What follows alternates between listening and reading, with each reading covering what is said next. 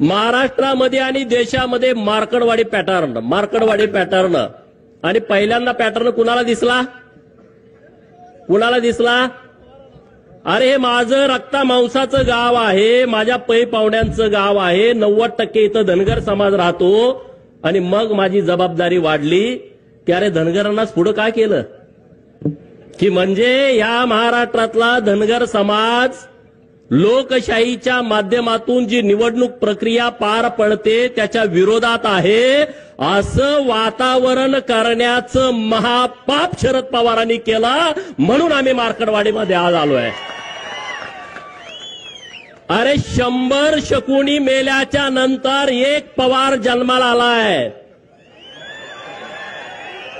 100 शकुनी मेल्याच्या नंतर एक शरद पवार जन्माला आलाय. याचं डोकं बघा की धनगर समाज हा कायदा मानत नाही, धनगर समाज हा लोकशाही मानत नाही. अरे 100 गावात या विधानसभा मतदारसंघामध्ये माझ्याच मार्कडवाडीला का पुढे केला आणि म्हणून मी आणि सदाभाऊ इथं तुमच्या गावामध्ये आलो आहे.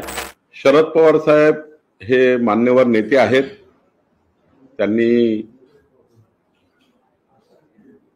त्यांची आणि आमची वैचारिक भूमिका नक्की वेगळी आहे. पण शरद पवार साहेबांसारख्या व्यक्तीवर व्यक्तिगत टीका टिप्पणी करणे आणि अत्यंत खालच्या पद्धतीची टीका करणे हे काही पक्षाला मान्य नाही. आम्ही जे या पद्धतीचं वक्तव्य करतायत त्यांना योग्य समज देऊ.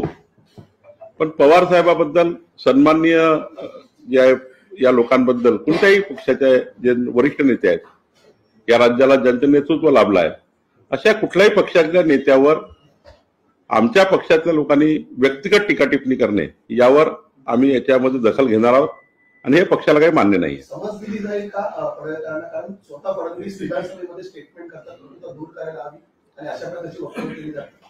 नाही, हे तो मान्यच नाही पक्षाला.